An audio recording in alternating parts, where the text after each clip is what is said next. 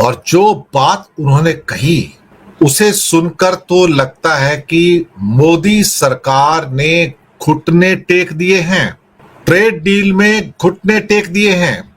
ये सनसनीखेज खबर है साहब, सनसनीखेज खबर। मैंने पढ़ा तो मुझे यकीन नहीं आया कि अमेरिका की ट्रेड टीम क्या कह रही है भाई। इस किस्म के अल्फाज, इस किस्म के शब्द पहले अमेरिका की ट्रेड टीम ने कभी इस्तेमाल नहीं किए थे। उसका अर्थ क्या निकाला जाए? मुझे लगता है कि अमेरिका के ट्रेड टीम के जो चीफ है जेमिसन ग्रीर, जो बातें उसने कही प्रेस से बात करते हुए, हमें उस पर गौर करने की जरूरत होगी। एक बात तो पहले से तय हो गई थी कि भारत घुटने टेक चुका है, सिर्फ डिक्लेरेशन बाकी है। और जितनी बहादुरी आपने पुतिन के सामने मोदी की देखी थी, वो सब बहादुरी पानी में से बहकर निकल गई है। जी हां, वो सारी की सारी बहादुरी पानी में से बहकर निकल गई है। सामने अगर कोई चीज खड़ी है तो उसका नाम है खौफ और सरेंडर। जेमिसन ग्रीर की टीम भारत आ गई, कल पहुंच गई और आज उनकी मीटिंग है। अब मैं आपको वो बताने जा रहा हूं कि जेमिसन ग्रीर ने क्या कहा। टोटल मिला के एक किस्म से कहा जाए तो 5 पॉइंट्स हैं जिनको मैं आपके सामने रखना चाहूंगा। 5 पॉइंट्स हैं टोटल मिला के जिनको मैं आपके सामने रखना चाहूंगा कि अमेरिका के सामने भारत ने कैसे घुटने टेके हैं। चलिए एक एक करके आते हैं और आपको उन पॉइंट्स को बताते हैं कि उन्होंने क्या कहा। पहला पॉइंट क्या है? ग्रीयर ने कहा, India is now a viable alternative market for US commodities at a time when American producers are facing piling inventories and fluctuating demand from China. बड़े क्लियर शब्दों में कहा है।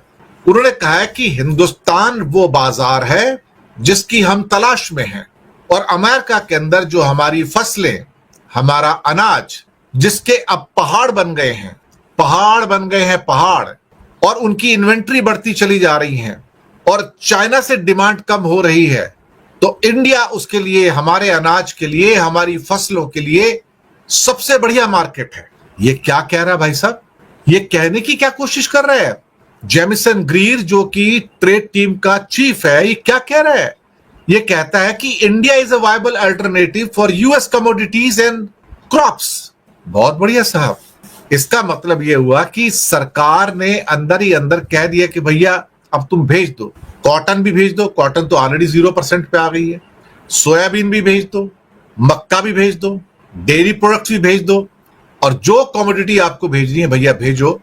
हम आपकी सारी चीजें लेने को तैयार हो, लेकिन भैया हमें भिगो भिगो के मारना बंद करो।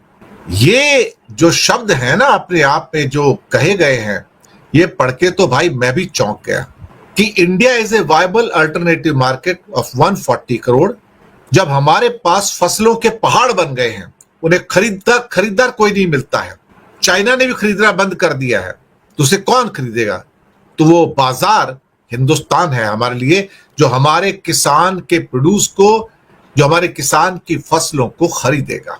ये पहला पॉइंट मैंने आपके सामने रखा। चलिए आते हैं अब दूसरे पॉइंट पर। दूसरा पॉइंट क्या कहते हैं? जेमिसन ग्रीर ने क्या कहा कि Bharat, India has made the best offer Washington has received as a country amid the ongoing trade discussions to expand market access for American farm products।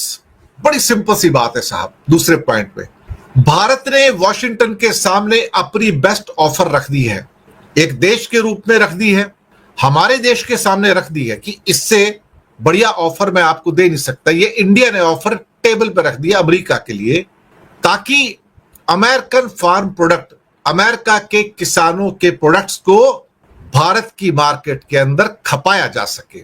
ये कह कौन रहा है साहब? ये कहने वाला शख्स जेमिसन ग्रीर है, जो यूनाइटेड स्टेट्स की अमेरिका की ट्रेड टीम का मुखिया है। अब आप इससे अंदाजा लगा सकते हो कि भारत ने अंदर ही अंदर घुटने टेक दिए हैं। अब आते हैं तीसरे पॉइंट के ऊपर। मैंने इसलिए पॉइंट छांट के लिखे आपके लिए ताकि आप तक पिक्चर क्लियर हो जाए। तीसरे पॉइंट पे आते हैं साहब। वो लिखते हैं कि अमेरिका के ऑफिशियल कहते हैं कि भारत की ओर से कुछ विरोध है कुछ विरोध है कुछ फसलों को लेके, लेकिन added that New Delhi's latest proposal marked an unusual opening. The US official added that there is resistance in India over certain row crops, but added that New Delhi's latest proposal marked an unusual opening. ये तो अद्भुत हो गया साहब, अद्भुत। America कहता है कि भारत की ओर से कुछ फसलों पर विरोध तो है, लेकिन भारत की ओर से जो लेटेस्ट प्रपोजल दिया गया है वो अद्भुत है, उसमें एक अद्भुत ओपनिंग है, यानी कि उसने अपने दरवाजे खोल दिए हमारे लिए कि आप आ जाओ।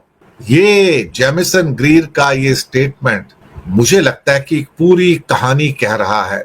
ये उस कहानी को भी कह रहा है जहां पर अमेरिका दरअसल अपनी क्या कहते हैं कि जो शर्तें हैं उसमें ढील देने को तैयार नहीं है, बिल्कुल भी तैयार नहीं है साहब, कतई भी तैयार नहीं है। ऐसा क्यों हो रहा है? मुझे लगता है कि यहां पर हमें सोचने की जरूरत है। शायद कुछ नेट में कुछ समस्या आई है, एक सेकंड में वापस आती है कि आप तक लगातार पहुंचे, लेकिन बीच में तकनीकी दिक्कतें बहुत ज्यादा आ रही हैं। तो मैं जो कहने की कोशिश कर रहा था कि यहां पर जो जेमिसन ग्रीर जो कि ट्रेड रिप्रेजेंटेटिव है, उनका जो कहना है वो अपने आप में अद्भुत है।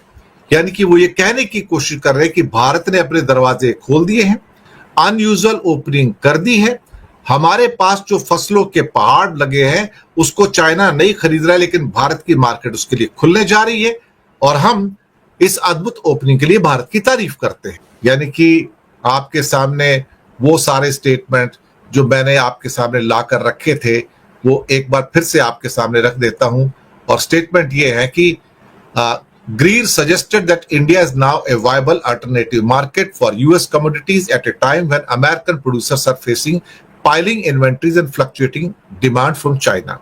Though US Trade Representative Jamieson Greer also told lawmakers that India has made the best offer Washington has received as a country amid ongoing trade discussion and expand market access for American farm products.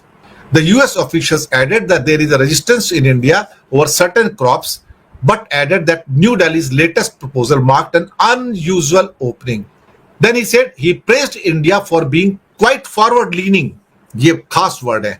He praised India for being quite forward-leaning in the negotiations, saying that New Delhi has made the best we have ever received as a country. The best offer उनका कहना है. उनका ये भी कहना है कि एक और मिस्टर मोरान है, a difficult country to crack. To this, Greer responded that talks were progressing further than in the past administration जो अब तक पहुंचे थे.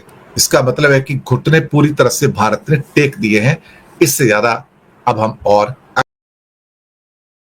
अस्सलाम वालेकुम। जैसा कि आपने देखा कि यार जो इंडिया है वो काफ़ी बुरी तरह से फंस चुका है अमेरिका के साथ। इसके जो टाइज़ थे वो ख़त्म होने वाले हैं, क्योंकि अमेरिका अब इसके ऊपर सैंक्शंस लगाएगा, टैरिफ लगा रहा है, 40% टैरिफ लगाने लगा। क्योंकि भाई पुतिन को इन्होंने बुलाया था, बहुत बड़खे मारी थी, उन्होंने समझा कि हम जो ट्रंप को है वो जवाब देंगे। जो ट्रंप हमें 8 जहाज़ों का हमेशा ताना देता रहता है, हाँ 8 जहाज़ गिरे थे, 8 जहाज़ गिरे थे।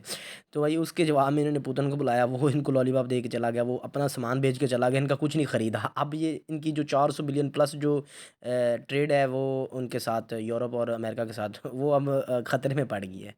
ठीक है, तो वीडियो आपको कैसी लगी? वीडियो अच्छी लगी, आई होप कि वीडियो अच्छी लगी, लाइक करें, शेयर करें, चैनल पर पहली बार है चैनल को सब्सक्राइब करके हमारे साथ जुड़ जाए। नेक्स्ट वीडियो मिलते हैं, इजाज़त जी, बाय, अल्लाह हाफिज़।